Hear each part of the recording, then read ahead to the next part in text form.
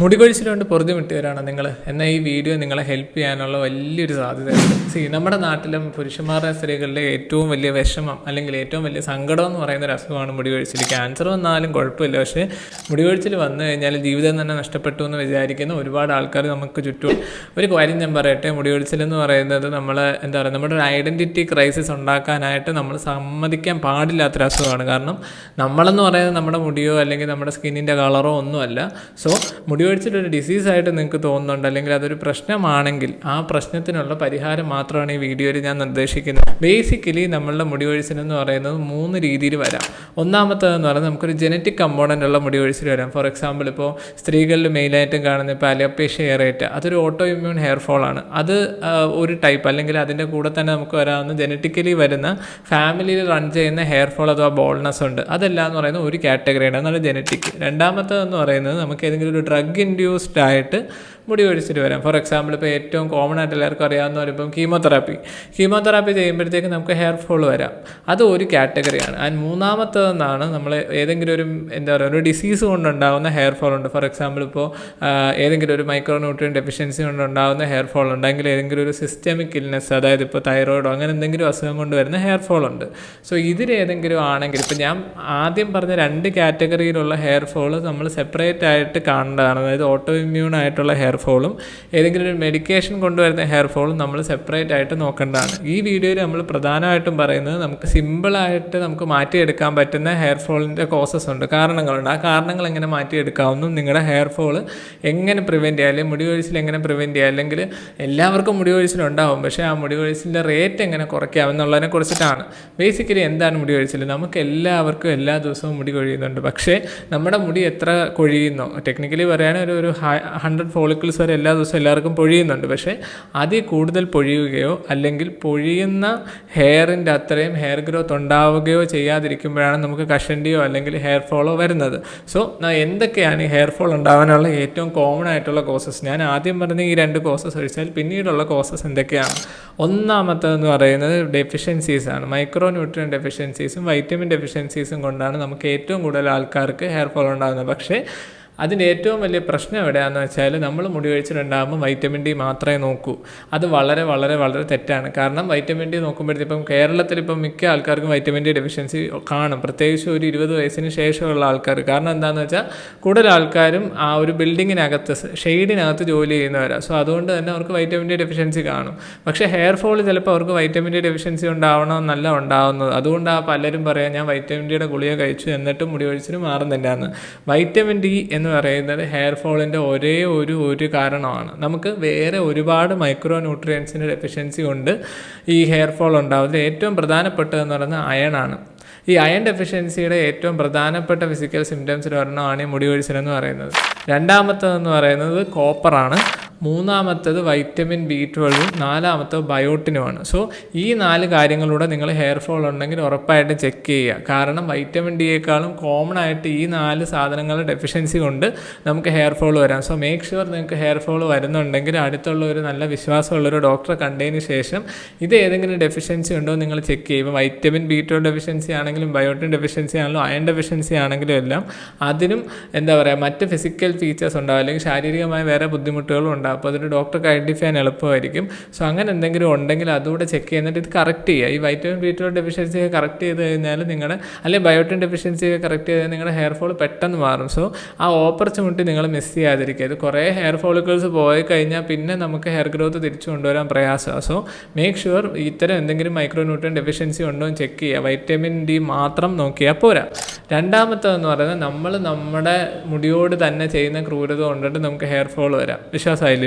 ഇപ്പം for example ചില ആൾക്കാർ പോണിട്ടയിൽ കിട്ടും, അല്ലെങ്കിൽ കുട്ടികൾക്ക് ഇങ്ങനെ ഫ്രണ്ടിൽ നിന്ന് മുടി എടുത്തിട്ട് പുറകോട്ട് ഇങ്ങനെ വലിച്ചു കിട്ടും.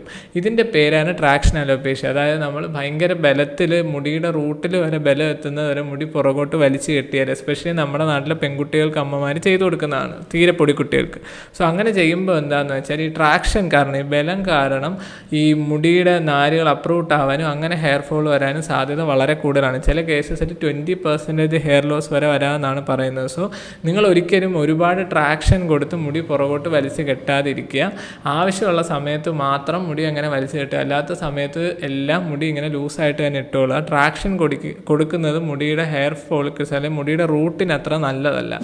മൂന്നാമത്തേതെന്ന് പറയുന്നത് ഈ മുടി ഹീറ്റ് ചെയ്യുക എന്നുള്ളതാണ്. അതും ഈ നമ്മൾ ചെയ്യുന്ന വാതകം തന്നെയാണ്. ഈ ഒരുപാട് പേര് സ്ഥിരമായിട്ട് മുടി ഹീറ്റ് ചെയ്യുന്നവരുണ്ട്. പക്ഷേ ഈ ഹീറ്റ് ട്രീറ്റ്മെൻറ്റ് എന്ന് പറയുന്നത് മുടിക്ക് അത്ര നല്ലതല്ല. നമുക്ക് കാണുമ്പോൾ മുടി സൂപ്പറായിട്ടിരിക്കും, പക്ഷേ മുടിക്കൊട്ടും നല്ലതല്ല ഈ ഹെയറിൽ ഈ ഹീറ്റ് ട്രീറ്റ്മെൻറ്റ് ചെയ്യാന്ന് പറയുന്നത്. സോ വൺസിൻ്റെ വയലും എല്ലാം ചെയ്തോളൂ, പക്ഷേ സ്ഥിരമായിട്ട് ഈ മുടി ഹീറ്റ് ചെയ്യുന്നത് പരമാവധി കുറച്ചോളൂ. അടുത്തതെന്ന് പറയുന്നത് ഏതെങ്കിലും ഒരു മെഡിക്കേഷൻ്റെ ഭാഗമായിട്ട് നമുക്ക് ഹെയർ ഫോൾ വരാം. ഫോർ എക്സാമ്പിൾ ഇപ്പോൾ ഒരു ആൻറ്റിസൈക്കോട്ടിക് മെഡിക്കേഷൻ നിങ്ങൾ കഴിക്കുന്നുണ്ട്, അല്ലെങ്കിൽ ഇപ്പോൾ പ്രൊപ്രാനോൾ പോലെ ഒരു മരുന്ന് കഴിക്കുന്നുണ്ട്. അങ്ങനത്തെയൊക്കെ മെഡിക്കേഷൻസ് അതിന് ഒരു ലിസ്റ്റ് ഉണ്ട്. അപ്പോൾ അത്തരം മെഡിക്കേഷൻസ് കഴിക്കുമ്പോൾ ഹെയർ ഫോൾ വരാം. സോ നിങ്ങൾക്ക് ഏതെങ്കിലും ഒരു ക്രോണിക് ഇൽനെസ് ഉണ്ട്, അതിന് വേണ്ടി നിങ്ങൾ സ്ഥിരമായിട്ടൊരു മരുന്ന് കഴിക്കുന്നുണ്ട്, പെട്ടെന്ന് നിങ്ങൾക്ക് ഒരു ദിവസം മുടി കൊഴിച്ചിലും വന്നെങ്കിൽ മേക്ക് ഷുവർ നിങ്ങൾക്ക് ആ മരുന്ന് തന്ന ഡോക്ടറെ കണ്ടിട്ട് ആ മരുന്നിൻ്റെ സൈഡ് എഫക്റ്റ് ആയിട്ടുള്ള ഹെയർ ഫോൾ അല്ല നിങ്ങൾ ഉറപ്പ് വരുത്തുക. ഇൻ കേസ് ആ മരുന്നിൻ്റെ സൈഡ് എഫക്റ്റ് ആയിട്ടുള്ള ഹെയർ ഫോളാണ് നിങ്ങൾക്ക് ഉള്ളതെങ്കിൽ ആ ഹെയർ ഫോൾ മാറ്റാൻ എളുപ്പ വഴി എന്ന് പറയുന്നത് ആ മെഡിസിൻ ചേഞ്ച് ചെയ്ത് വേറൊരു ഫാമിലി ഓഫ് മെഡിസിനിൽ നിന്ന് കഴിക്കുക എന്നുള്ളതാണ്. സോ അത് എല്ലാവരും ശ്രദ്ധിച്ചോളാം. പ്രത്യേകിച്ച് ഒരു 40 വയസ്സിന് ശേഷം ഇപ്പം പ്രഷറിനോ ഷുഗറിനോ കൊളസ്ട്രോളിനോ എല്ലാം മരുന്ന് കഴിക്കുന്ന ആൾക്കാർ. നാലാമത്തെന്ന് പറയുന്നത് സിസ്റ്റമിക് ആയിട്ടുള്ള മെഡിക്കൽ കണ്ടീഷൻസ് ആണ്. നമ്മുടെ മുടി തലയിലാണ് ഇരിക്കുന്നതെങ്കിൽ നമ്മുടെ ശരീരത്തിലുണ്ടാകുന്ന ഏതൊരു അസുഖം കൊണ്ടും നമുക്ക് ഹെയർ ഫോൾ വരാം. സോ അതിൻ്റെ ചികിത്സ എന്താണെന്ന് വെച്ചാൽ നമുക്ക് സിസ്റ്റമിക് ആയിട്ട് വന്ന ആ അസുഖത്തിനെ നമ്മൾ കറക്റ്റ് ചെയ്യുക. അത് കറക്റ്റ് ചെയ്ത് കഴിഞ്ഞാൽ നമ്മുടെ ഹെയർ ഫോൾ ഫുള്ളായിട്ട് പോരും. ഏതൊക്കെയാണ് നമുക്കുണ്ടാകുന്ന സിസ്റ്റമിക് ഇൽനെസ് നമുക്ക് മുടി കൊഴിച്ചിലുണ്ടാക്കാവുന്നത്? ഏറ്റവും കോമൺ ആയിട്ട് വരുന്ന തൈറോയ്ഡ് അബ്നോർമാലിറ്റീസ് ആണ്. ഫോർ എക്സാമ്പിൾ ഹൈപ്പോതൈറോയിഡിസം വരുന്ന ആളിന് ഹെയർ ഫോൾ ഉണ്ടാകാനുള്ള സാധ്യത വളരെ കൂടുതലാണ്, പ്രത്യേകിച്ച് സ്ത്രീകളിൽ. രണ്ടാമത്തത് PMOS ആണ്. PMOS പറഞ്ഞാൽ പഴയ PCOD. ഈ PMOS അല്ലെങ്കിൽ PCOD വരുന്ന സമയത്ത് ശരീരത്തിൽ ഹോർമോണൽ ചേഞ്ചസ് ഭയങ്കര കൂടുതലായിരിക്കും, അതിൻ്റെ കൂടെ സ്ട്രെസ്സും കാണും. സോ ഇത് രണ്ടും കാരണം ഹെയർ ഫോൾ ഭയങ്കര കൂടാനുള്ള സാധ്യതയുണ്ട്. ആൻഡ് മൂന്നാമത്തതെന്ന് പറയുന്നത് എൻഡോക്രൈൻ ഡിസീസസ് ആണ്. ഇപ്പോൾ തൈറോയ്ഡ് അല്ലാതെ വേറെ ഏതെങ്കിലും ഒരു എൻഡോക്രൈൻ അസുഖം നിങ്ങൾക്ക് ഉണ്ടെന്ന് വിചാരിക്കുക. ഏതെങ്കിലും ഒരു എൻഡോക്രൈൻ ഓർഗന് എൻഡോക്രൈൻ ഡിസീസ് ഉണ്ടെങ്കിൽ അത് കാരണം നിങ്ങൾക്ക് ഹെയർ ഫോൾ വരാം. സോ അങ്ങനെ എന്തെങ്കിലും ഒരു എൻഡോക്രൈൻ ഡിസീസ് ഉണ്ടോ എന്ന് നിങ്ങൾ നോക്കുക. അതുപോലെ തന്നെ പ്രധാനപ്പെട്ട ഒരു മെഡിക്കൽ കണ്ടീഷൻ സ്ട്രെസ്സാണ്. ഈ സ്ട്രെസ് എന്ന് പറയുമ്പോൾ നിങ്ങൾ മനസ്സിൻ്റെ ഒരു കാര്യമായിട്ട് മാത്രം കാണണ്ട. സ്ട്രെസ് എന്ന് പറയുന്നത് ഇപ്പം നമ്മൾ കാറ്റഗറൈസ് ചെയ്യുന്ന അതിനെ ഒരു മെറ്റബോളിക് ഡിസീസ് പോലെ തന്നെ PMOS പോലെ തന്നെയുള്ള ഒരു സാധനമാണ് സ്ട്രെസ്. സോ മേക്ക് ഷുവർ നിങ്ങൾക്ക് സ്ട്രെസ് ഉണ്ടോ എന്ന് നിങ്ങൾ തന്നെ സ്വയം ചെക്ക് ചെയ്യുക. എന്നിട്ട് ആ സ്ട്രെസ് എങ്ങനെയും കുറച്ചോളുക. കാരണം സ്ട്രെസ് കൊണ്ട് തന്നെ ഹെയർ ഫോളും ഈ അബ്ഡോമിനൽ ഫാറ്റും ഒക്കെ കൂടാമെന്നാണ് പറയുന്നത്.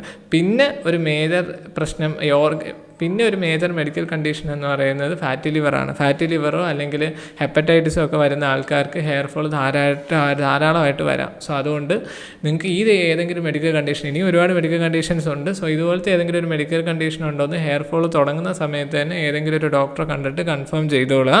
പിന്നെ പ്രിലിമിനറി ആയിട്ടുള്ള ടെസ്റ്റസ് നിങ്ങൾക്ക് വേണമെങ്കിൽ ചെയ്ത് നോക്കാം. ലൈക്ക് LFT അങ്ങനെ എന്തെങ്കിലും ഒരു ടെസ്റ്റ് വേണമെങ്കിൽ ചെയ്യുന്നതിൽ തെറ്റില്ല. പക്ഷേ ഐ ഓൾവേസ് അഡ്വൈസ് നിങ്ങളൊരു ഡോക്ടറെ കണ്ട് ഫിസിക്കൽ എക്സാമിനേഷൻ ചെയ്തിട്ട് അങ്ങനത്തെ എന്തെങ്കിലും ഒരു ടെസ്റ്റ് ചെയ്യേണ്ടി വന്നാൽ ചെയ്ത് നോക്കുക. And last but not the least, ഈ ഹെയർ ഫോൾ ഉണ്ടാകുന്നതിൻ്റെ ഒരു പ്രധാനപ്പെട്ട കാരണം എന്ന് പറയുന്നത് സ്കാൽപ്പ് ഇൻഫെക്ഷൻസ് ആണ്. ഞാൻ ഡാൻഡ്രഫ് എന്നല്ല പറയുന്നത്, സ്കാൽപ്പ് ഇൻഫെക്ഷൻസ് ഡാൻഡ്രഫ് അല്ലാതെ വേറെ പല കാര്യങ്ങൾ വരാം. സോ നമ്മുടെ നാട്ടിൽ ഏറ്റവും കോമൺ ആയിട്ടുള്ളത് ഡാൻഡ്രഫാണ്, അല്ലെങ്കിൽ ഫംഗൽ ഇൻഫെക്ഷൻസ് ആണ്. സ്കാൽപ്പിൻ്റെ ഫംഗൽ ഇൻഫെക്ഷൻസ് ആണ്. സോ നിങ്ങൾ ഫംഗൽ ഇൻഫെക്ഷൻസ് അല്ലെങ്കിൽ ഡാൻഡ്രഫ് കൊണ്ട് ഒരുപാട് കഷ്ടപ്പെടുകയാണെങ്കിൽ ഡാൻഡ്രഫിൻ്റെ ഭാഗമായിട്ട് തന്നെ നിങ്ങൾക്ക് ഗ്രേയിങ്ങും വരാം, ഹെയർ ഫോളും വരാം. സോ മേക്ക് ഷുവർ നിങ്ങൾക്ക് ഗ്രേയിങ്ങോ ഹെയർ ഫോളോ ഉണ്ടെങ്കിൽ ഡാൻഡ്രഫ് കൺട്രോൾ ചെയ്തേ പറ്റും. ഞാനത് ആദ്യം പറയാൻ കാരണം നമ്മൾ ഈ ഡാൻഡ്രഫ് ആണെന്ന് ഉറപ്പിക്കുന്നത്, ഇപ്പോൾ താരനാണ് എൻ്റെ മുടി കൊഴിച്ചിലെന്ന് ഉറപ്പിക്കുന്നതിന് മുന്നേ ഈ കാര്യങ്ങൾ പൂർണ്ണമായിട്ടും ഇല്ല എന്ന് ഉറപ്പാക്കുക കേട്ടോ.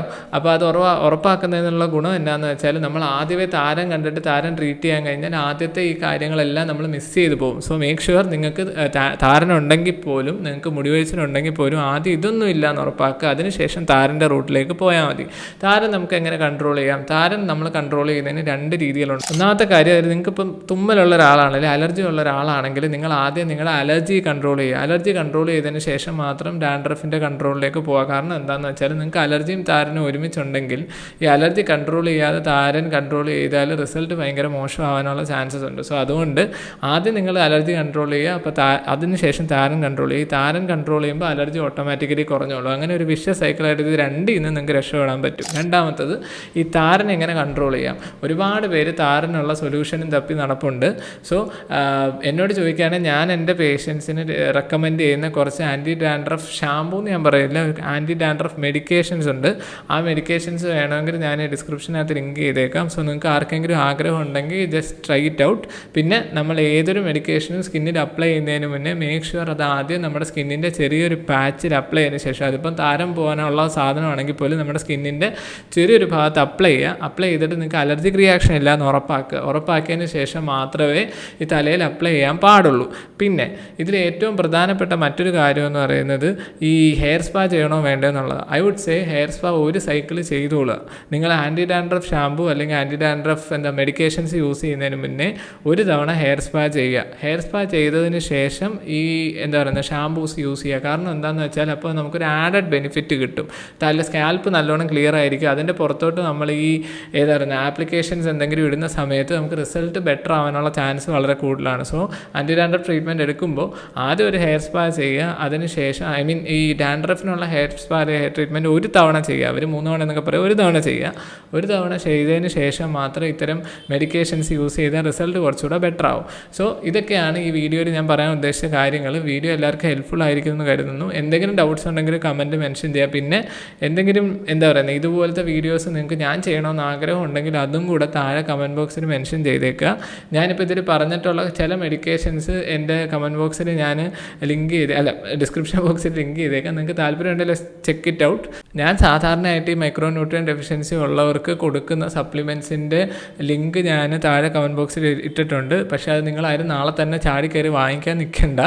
അത് നിങ്ങൾക്ക് ഡെഫിഷ്യൻസി ഉണ്ടോ നിങ്ങൾ ടെസ്റ്റ് ചെയ്യുക. അതിനുശേഷം മാത്രം നിങ്ങൾ യൂസ് ചെയ്യുന്നതിനെക്കുറിച്ച് ആലോചിച്ചോളുക.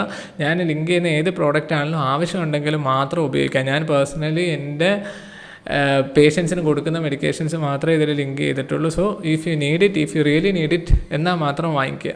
പിന്നെ ഏത് ടോപ്പിക്കൽ സൊല്യൂഷൻ ആണെങ്കിലും ഞാൻ പറഞ്ഞതുപോലെ ആദ്യം അലർജി ഉണ്ടോ ടെസ്റ്റ് ചെയ്തതിന് ശേഷം മാത്രമേ യൂസ് ചെയ്യാവൂ. അപ്പോൾ ഇത്രയാണ് ഇന്നത്തെ വീഡിയോ ഇഷ്ടപ്പെട്ടെങ്കിൽ എല്ലാവരും ഇഷ്ടപ്പെട്ടെന്നൊന്ന് പറയാം. ഓക്കെ.